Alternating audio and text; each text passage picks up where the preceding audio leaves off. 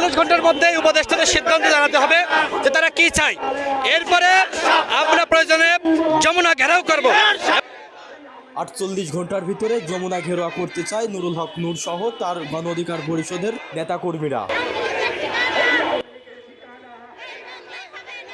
প্রধান উপদেষ্টার কাছে স্মারকলিপি প্রদান ঢাকা জেলা প্রশাসকের মাধ্যমে আমরা ইতিমধ্যে সেই কর্মসূচি শুরু করেছি। আমরা এখন ঢাকা ডিসির কাছে যাচ্ছি।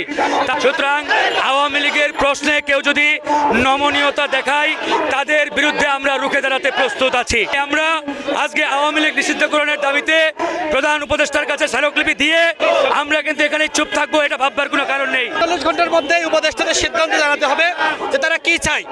এরপরে আমরা প্রয়োজনে যমুনা ঘেরাও করব এবং আমাদের যে দাবি সেই দাবি আদায় করে ছাড়বেন ইনশাআল্লাহ। এই যে ৩২ নম্বর এখন আওয়ামী লীগ নাই, ওবায়দুল কাদেরের বাড়িতে ওবায়দুল কাদের দায়। আওয়ামী লীগের নেতাকর্মীদের যে সকল বাড়িতে হামলা করা হচ্ছে সেখানে কিন্তু কোনো আওয়ামী লীগ নাই। এগুলো হয়তো জনগণের ক্ষোভের বহির্প্রকাশ। আওয়ামী লীগ কোথায় আছে? আওয়ামী লীগ আছে সচিবালয়ে, কিন্তু সেই সচিবালয়ের আওয়ামী সুবিধাভোগী কর্মকর্তাদেরকে কারা পুনর্বাসিত করলো?